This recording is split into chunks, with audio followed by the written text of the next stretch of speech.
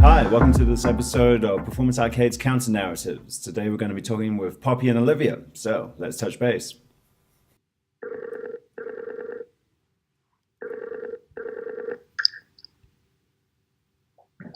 Hello. Hi, James. Hey. Hey guys, do you want to introduce yourselves? I'm Olivia. And I'm Olivia Mahood. And I'm Poppy Serano. Hey guys, and whereabouts are you? We are in Auckland in my flat. Cool. And is it that reason there's a lovely fine mat hanging in the background there? Because if you roll it up, it gets all creased, so you got to lay it out nice and flat. No, this is true. The Pacific Islander in me appreciates your treatment of the culture. Tell us about your project, guys. So our project is called Sense of a Stranger, and it's a participatory project. So in one end of the shipping container, we're going to build a wall, and there'll be lots of openings in that wall. And behind the wall, inside the container, will be our performers. Like arms hanging out. And they'll put their limbs and peek their eyes through the wall, and it's a space for the audience to come and interact with a stranger, have a small moment of touch or connection with that performer behind the wall. And why's that sense of touch so important to the piece? I think it's sort of just something about like the sensitivity of touching someone you don't know at all, and we like quite often will speak to people anonymously online and forget that there's another person at the other end, or I don't know, me and Olivia talk often about not seeing like our significant others for a long time and then seeing them again and just kind of like feeling like they're a stranger. Stuff just sort of being able to touch, I think, like another human is, I think, fascinating for us. Yeah, so reminding of the humanness beyond that internet presence. Exactly. And in a wider context, I think quite often we forget that other people that we pass on the street are humans as well, and they have lives that are as rich and complicated as ours. And I think that can lead to the sort of lack of empathy that leads to people to vote the way that they do, to get political, and to forget that other people are living their life and struggling, and we can help each other a little bit more if we remind each other of the fact that we all deserve the time of day. So like you and me right now, we're talking in a two-dimensional scene. We're on screens, or if we're typing, it's still two-dimensional. We're looking at our phones, it's still two-dimensional. So your piece is really about reminding us of that three-dimensional, but not just physically, but mentally thinking of people as three-dimensional beings and not just two-dimensional voices out there.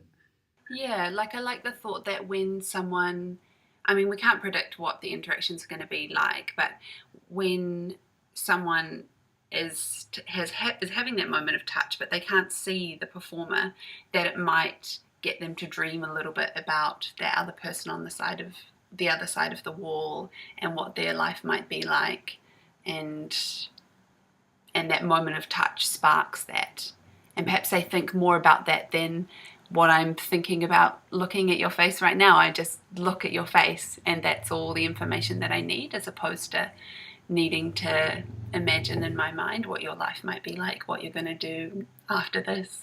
Is there something about going into a container as well and experiencing that which you think heightens the process? Well, for us, I think we're going to be on the edge of the container, so there won't be any sort of walking into the container. Or do you mean for the performers? For the performers. So being in the container and sort of having this experience themselves. Because, of course, you've got the audience experience, but then you've got the performer's experience, which affects how they interact with these strange, random people coming up and touching them. Yeah. Yeah. That's something we're still trying to figure out, because we've got to meet a lot of our performers still and try to work with them so that they're feeding into what the movement will end up being, or the interaction will be, and letting them feel like they can make those calls themselves, and and get them equally curious about the audience, I guess. Yeah, we're also interested in having them, because we think we've yet to develop this, but we think that there might be some moments of text as well. So as well as arms coming through the wall, there might be mouths that are telling a story or speaking a piece of significant text. And we're interested in the performers bringing perhaps a story that they would like to tell, that then an audience member might be able to catch a small snippet of. And you mentioned being political before, or how politics being affecting the way people think in two-dimensional and three-dimensional manners. Did you intend such a piece about the idea of touching and the idea of understanding people more through touch, with all of what's going on in Hollywood at the moment, and with all of the talk of touch, good touching, bad touching, appropriate touching? Suddenly a piece on touch becomes much more, perhaps even unintentionally, poignant.